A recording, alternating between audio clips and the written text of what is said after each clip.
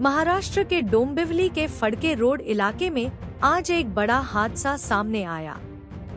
लक्ष्मी सागर इमारत की टेरेस पर बनी दीवार का एक बड़ा हिस्सा अचानक सड़क पर गिर पड़ा। घटना के समय सड़क पर भारी यातायात था, जिससे इलाके में अफरातफरी मच गई।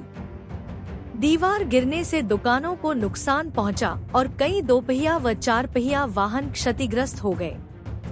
राहत की बात यह रही कि किसी के हताहत होने की सूचना नहीं है। इमारत में रहने वाले 18 परिवारों को सुरक्षित बाहर निकाल लिया गया है। दमकल विभाग और पुलिस मौके पर पहुंची और इलाके को सील कर दिया गया। फड़के रोड पर यातायात बंद कर दिया गया है और इमारत की जांच जारी है।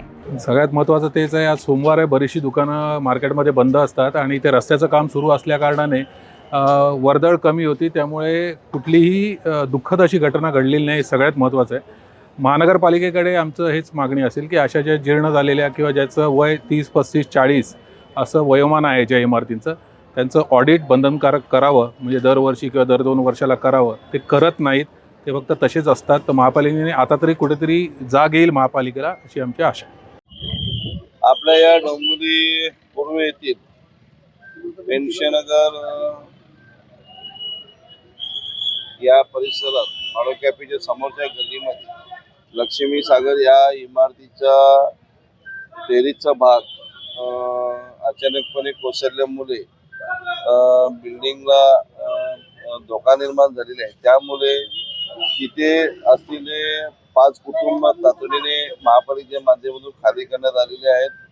11 दुकानं आहेत, त्यांनाही खाली करण्यात आलेले आहेत। काही लोक पोस्टाची ऑफिस आहे, तेही खाली करण्यात आलेले आहे। कुठल्याही प्रकारची दुर्घटना अशी झालेली नाही, पण कुठे दुर्घटना होऊ नये म्हणून संपूर्ण बिल्डिंग इमारत खाली करण्यात आलेली आहे। सर्व आम्ही नागरिक इकडचे असतील, आम्ही सर्व पदाधिकारी असू, त्यांच्या नागरिकांच्या पाठीशी आहोत, दुकानदारांच्या पाठीशी आहोत। त्यांना कुठल्याही प्रकारचे घाबरण्याचे काही कारण नाही।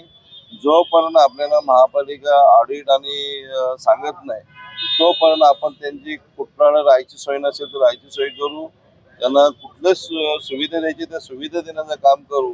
व कुठल्याही नागरिकांनी घाबरण्याचे कारण नाही, त्याच्या पाठीशी आम्ही सर्वजण आहोत। नाही, हा काय आत्ताची घटना घडली, हा वाढीव बांधकाम किंवा अनधिकृत बांधकामाचा विषय नाही।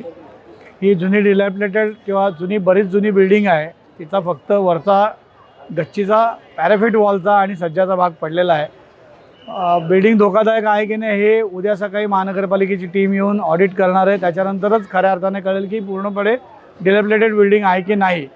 तोपर्यंत तिथल्या रहिवाशांना स्थलांतरित करण्यात आलेलं आहे, दुसरीकडे त्यांची राहण्याची व्यवस्था करण्यात आलेली आहे आणि उद्या दिवसभरात ऑडिट झाल्यानंतरच कळेल की नक्की परिस्थिती काय आहे।